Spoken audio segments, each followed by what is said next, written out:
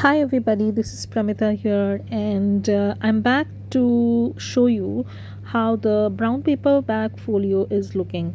Now these are the flaps that we had added previously, and what I've done off camera is I have made some ephemera. Now these are actually cutouts from my vintage ephemera masterboards that I have in my shop, the papers that I'm basically using. And also I have these are just customized journal cards and tags, so I had to take measurements and figure out how big or small I wanted. I'm just going to give you a idea. I will show you exactly how this goes on or how you can make that. So I have just cut down the papers. I've not done anything, so I'm just inserting my ruler to see the depth, and this is around 6 inches. So I will make a journal card which will be around so this is 4 inches, a little bit less than 4 inches. So I'll probably make a journal card or tag which is a little bit less than 6 inches and less than 4, so around 3.5 by 5.5 card. So it cannot be more than that, otherwise it's not going to work. So what I've decided is that I will cut down the papers accordingly, but I have not decorated the journal cards and tags as such. I will be doing that and show you how you can jazz up these masterboards very easily using fussy cut flowers, butterflies, or even if you're doing a mushroom themed one, you can use a neutral base vintage ephemera masterboard that I have in my shop.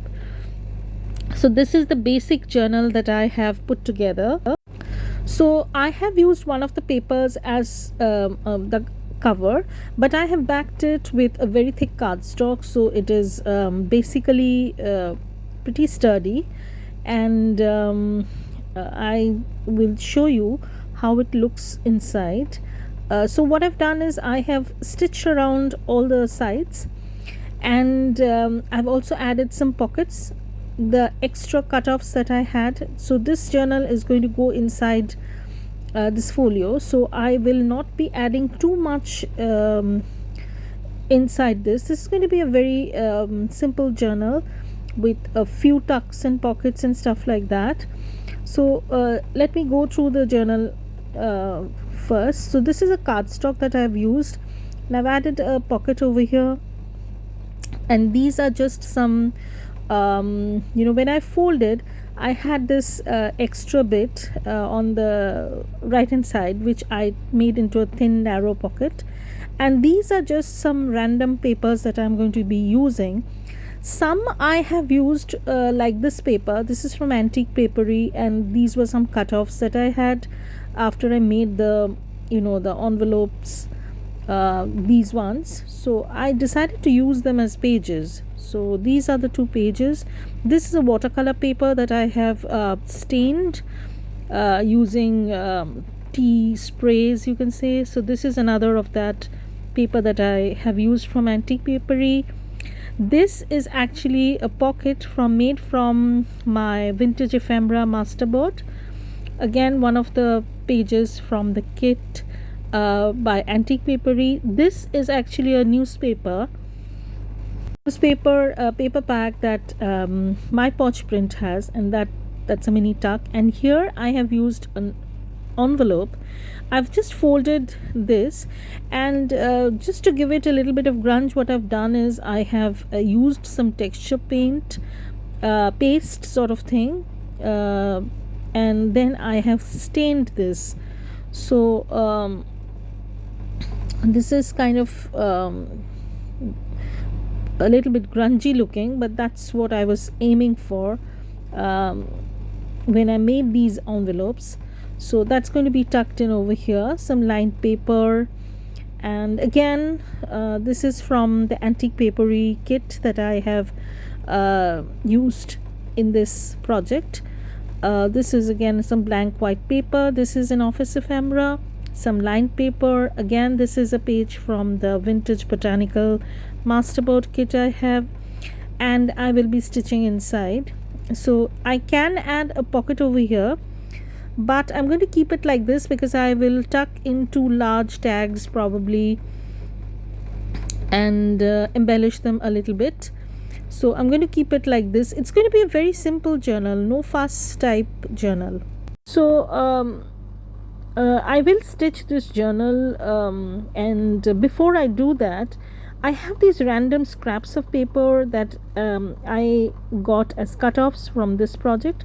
So I will be showing you how you can create page edges and mini edger collage elements, whatever you want to call them, using these scraps. And I also have some other things that I will be using. I'll show you along. So my main idea is to use up these scraps and make them into some kind of embellishments so that I can use it in the journal as added interest. So I will be using these thin scraps, as you can see, they otherwise which will not be used probably anywhere else. So I will be using these, but this one is a little big. I'm not going to use that. So my aim is to use thin strips which otherwise can be thrown away, but I'm going to use them up and show you. So I'm looking for my ink dauber and some vintage photo. Yeah, so now what we will do is we will just guesstimate how we would like to layer these up. So I am just trying to fix the dauber a little bit. So here I'm going to take off a little bit from the top side and then go more towards the bottom. Now my idea is to give a jaggedy kind of edge so that it looks a little bit interesting when I'm going to layer things up. So this is pretty long. I would not want that long, this cluster or this page edger to be. So what I'm going to do is I'm just going to see, but too much of writing. I want a little bit of color, so probably I'm going to use this bit. This was a scrap from one of my projects that I had done, and you can use up these thin scraps in creating very pretty embellishments. You will see how they look once we get to that. So so I might staple this or I might glue this, but for now I'm just making tiny cluster bunches sort of thing that I can use. So this is a little bit bigger piece. I'm not going to use that. I'm going to go with the thinner scraps, the unusable ones, you can say, literally. But I am trying to make use of those. If it's a little bit bigger, then you can have more uses for that. But when it is as thin as this, you can just...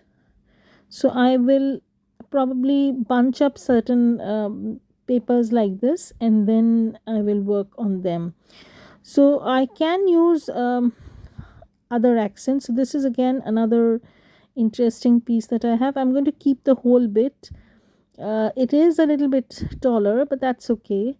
I'm going to take off the side, and after I make those bunches, I will ink these up, and then I will show you how they look. So I think this is going to look nice. Probably I'm going to keep it this way. So again, another bunch, another mini bunch done. So we have already completed 3, and it hardly takes any time if you just have the right kind of papers. So I will throw away this edge, but this I'm not going to keep. But if it would have been a little bit wider, I definitely would have kept it. So try to keep papers that are interesting. I'm not going to put this because it already has a lot of writing. I'm not going to use writing on writing, so there has to be a kind of balance. um, this I can use because I want that reddish tinge in the cluster that I will do, so I might layer this up. um, so these are basically vertical layering techniques that I usually do. You can jazz up your journals very easily using these scraps, and you will see how magically transformed they would be once we get to the end of the project. So don't drag the video, watch it till the end, because in the process I'm going to share a lot of tips and tricks that you can use in when you're creating any cluster you want in your journals. You can make them in mass making style, create a lot of them, just keep them in your stash and use them when you want. These are highly usable elements, and you can just add some accents later on as you go. But I am going to use these up entirely in the journal that I'm working on right now. That is this brown paper bag stacked folio kind of thing. So I am just, as I said, I'm just putting things at different heights because that adds a lot of interest. And I'm also taking off the other side, but I don't want to mess up with the floral image, so I'm taking off as little as possible. So I'm going to keep this like so. So we'll see how things go. So I basically have 5 of these clusters, and I think this is going to be enough for our project. So I will show you how you can jazz these up using little elements. So what I've done is I've basically used my sewing machine, and I have just done a straight stitch on most of these except the one on the extreme left, where I've used a tiny die cut which says love. um, and now I'm going to dig into my floral fussy cut box to see if I have anything which is going to be suitable to be put down on these clusters. But they have to be tiny, they have to be in a very because they have a very limited base. The base is not too big, so I might add this tiny sunflower. And you can see instantly how these might take shape. You'll have an idea. So again, I'm trying to get hold of some tiny elements so I can put that butterfly there. But again, these are all flexible things. I can just move them around, see what works best. And these are not the final thing. I mean, I can always change my mind, do something else. I can add more accents. I can add word labels. um, you know I will try and show you how I do that. So that's that. Like, I'm and when I'm looking for smaller floral fussy cuts, I have so much of difficulty in finding some, so I can use this one. I have a lot of floral, not a lot of, but quite a few floral fussy cuts from different shops. um, but there are certain ones that I'm partial to, and trust me, these are not big shops. They are very small, tiny shops, but they do really good work. And these are all printed on inkjet printer. So if it looks a little bit you know if it looks bright, then you should be well assured that it's going to look very nice if you're printing on laser printer. I don't know if I'm making sense, but these are all printed on my home printer, that is the inkjet eco tank that I have. So That's how it's looking. So I think it's looking nice. And I will stitch and probably add these word labels. So these are some of my favorite ones. I have posted a video way before where I talk about these word labels and also link to the shop. I will try and put that in the description box. The good thing about this is that it comes with two different sizes, and the words are very, very tiny, highly suitable for projects like this.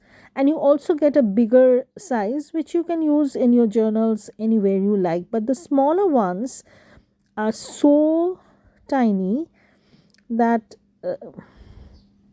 they are perfect for projects like this. So again, this is not a very big shop that I have bought this from. I think some journal days or something is the name of the shop, or one journal spot or something of that sort. I'm not sure. I'm not confident about it. I will try and post the link to the shop below in the description box. So these are some masterboard cards tags that I have.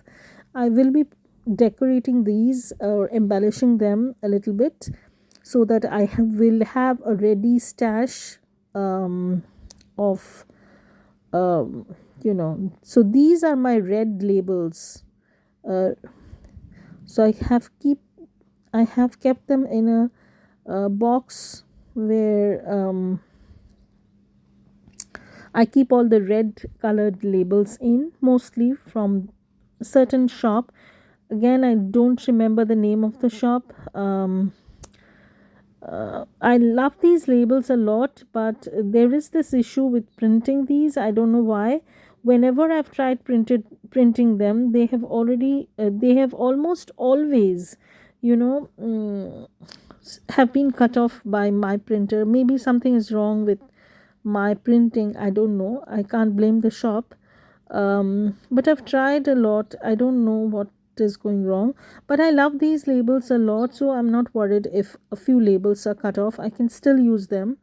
So I'm going to stitch these, and I'm glue them down probably first, and then I'm going to stitch them. Also, I can add lace tidbits that have been lying around on my work table here and there, hiding in plain sight. So I'm going to show you.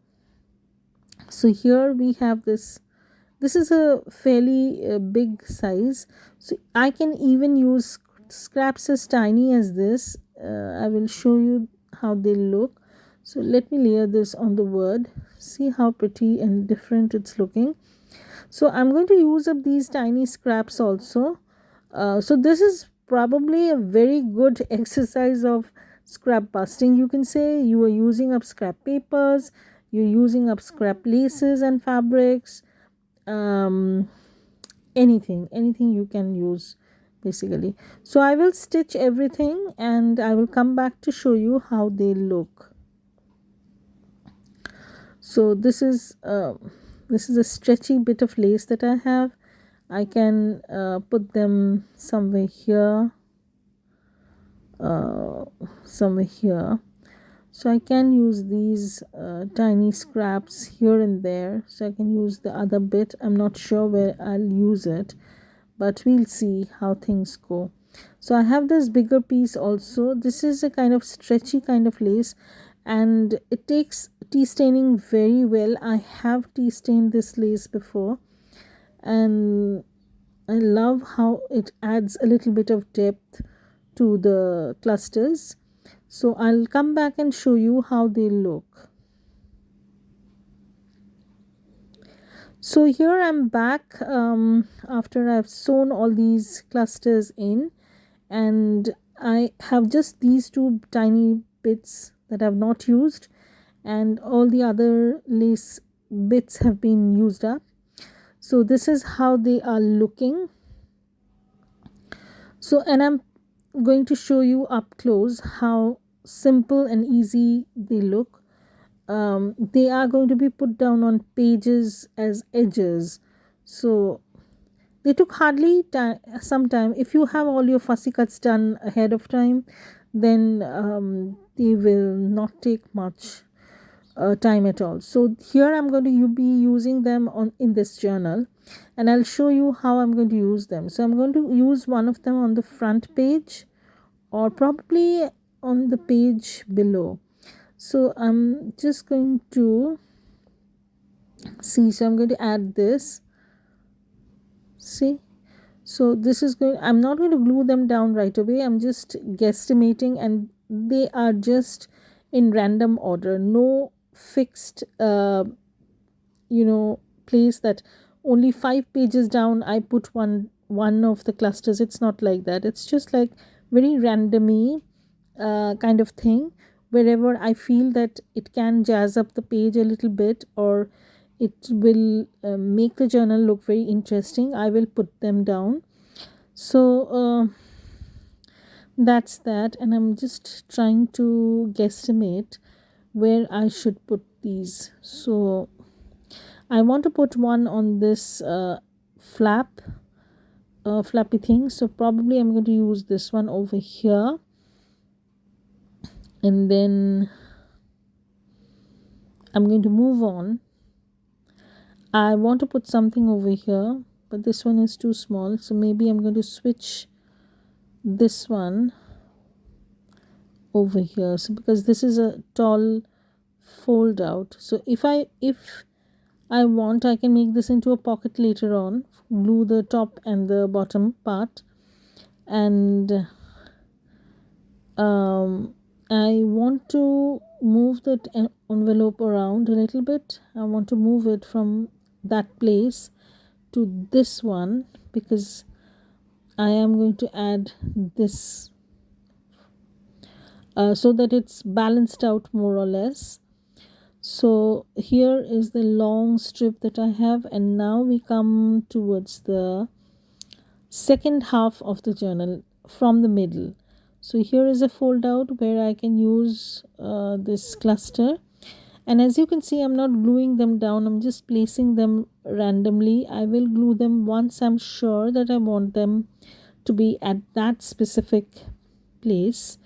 And we are left with only one, so probably I'm going to put it over here. So this is how it's looking. So this is now, since this journal is going to go into that folio pouch sort of thing, I do not want anything to stick out too much, because it can get bumped up, or it can just get torn, whatever, because at the end of the day this is paper. So I have to be very particular or sure of the fact that I don't want too much or too many things poking out from the edges, not from the top but from the sides. So I will have to keep everything contained, and then this is going to be stitched in like this. So my next step will be to stitch this journal in, glue the edges that we have created, page edges or page embellishments, and then I will be back to show you how I embellish these ephemera journal cards that I've already cut down from the masterboard collage sheets that I have, and I'm going to embellish them with fussy cut flowers, butterflies, labels and stuff like that. So thank you everybody for watching this, and if you've not yet subscribed to my channel, then please think of subscribing. It would mean a lot to me, and please hit the like button if you like this video, and comment below, because that would help to grow my channel. And I will be back to show you the next part, where we will work on the ephemera that will go inside this journal. So kind of like this boxy feel to this journal, and who would say that this was only a brown paper bag, and we have created these envelopes, flippy thingies. So that's really interesting, and hope to be back soon with the next part. I'm trying to work out a schedule kind of thing for my filming and uploading. So please bear with me. I am so much stressed out at work because my students are having their semester exams. So I have to be there for them. I have to be, helping them in with their studies. So that's one of my priorities. So bye everybody.